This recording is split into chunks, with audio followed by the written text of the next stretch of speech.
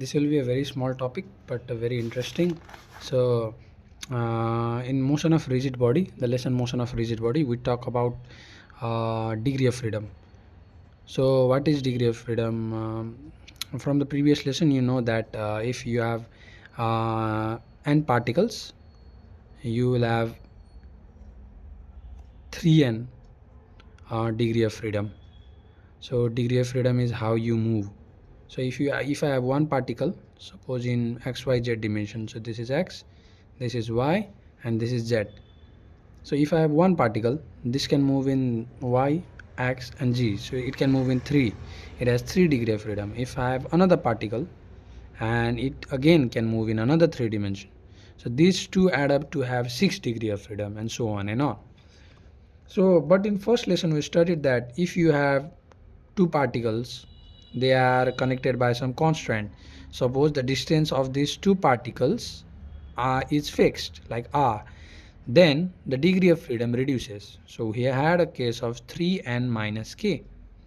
So in a generalized coordinate system, what happens if you have n particles, you have 3n dimensions, 3n degree of freedom.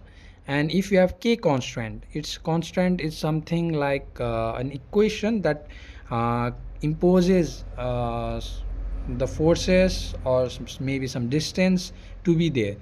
Okay, so if you have k equations, suppose if you have one particle and another, the distance between these two will be a one constant.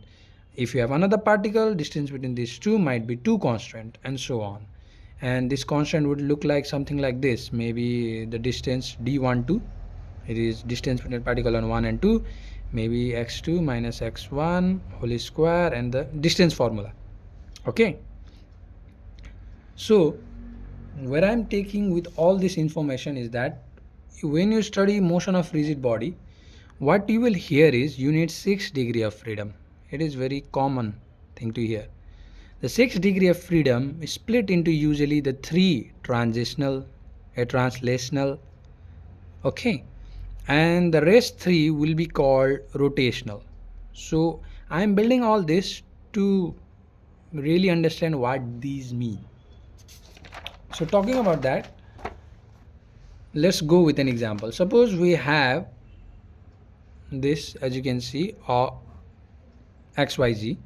This is a 3-dimension what do you call space. So suppose you have a rigid body. You know what is a rigid body? A rigid body is a body where suppose here's a mass particle, here is another mass particle. The distance between these two will always remain same. That is the same with every particle here. So when you have the distance between these two same, the rigid body, our book says it only needs 6 degree of freedom. So let's develop why it's so. So let us suppose you have one particle. You take only one particle for this whole mass. Let it be called 1, particle 1. So you will have 3 degree of freedom, right? For particle number is 1, and you have 3 degree of freedom. So let us introduce another particle. Let it be called particle number 2. So if you take two particles, you will have of course 6 degree of freedom, right? But the thing is the distance between these two are constant, are always same. So it reduces 1, so you have 5 degree of freedom, right? So what are these 5 degree of freedom? I will help you understand. It goes like this. When suppose you place the first particle 1, right, you will need its 3 location x1 y1 z1, right? It will be like this. You placed a particle, you know it's x1 y1 and z1. Now you will place particle number 2, but you know that it will be at a certain distance. So the distance, suppose this is a circle, I haven't made a perfect one, but you know that the distance, the second particle must lie between, not between, on these lines somewhere, because the distance is fixed. We know that distance from here to here is suppose, so sorry, the distance from here to here is suppose r. So here also must be r when you place it, so the distance must be r, right? So when you place particle number 2, right? You need only two location. One is, this is a 3D, so it won't be a circle, but it will be a sphere with particle number 1 at center, right?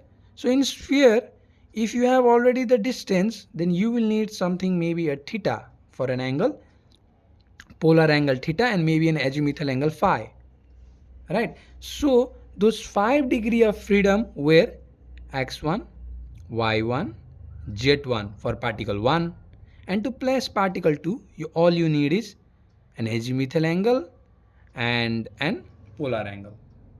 So you can see how the 5 degree of freedom play on.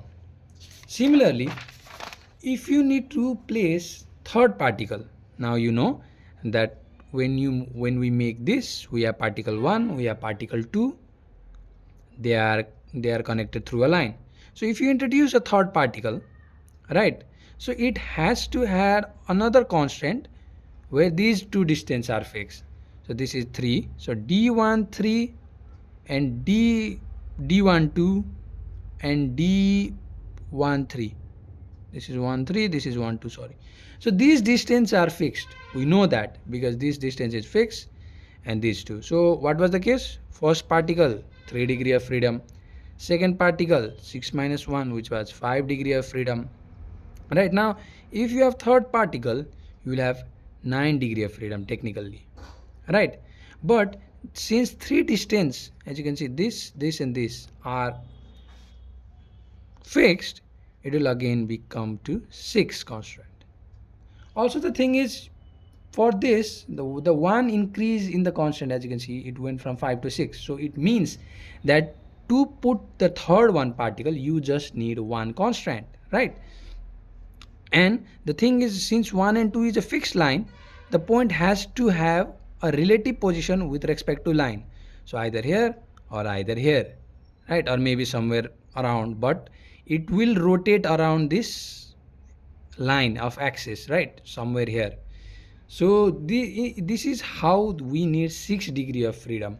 And this 6 will be, of course, to place x1, we will need x1, y1, z1. To place x2, we need theta and phi.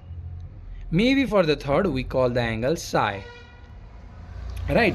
And so on. Now any particle you introduce, maybe like the fourth particle or fifth particle, right?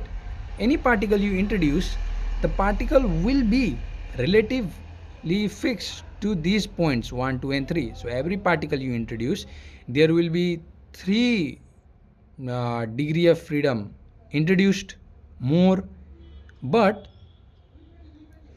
it will have 3 more what equation of constant, 3 more distance to be fixed to 3 constraints, so it will cancel out, and so on.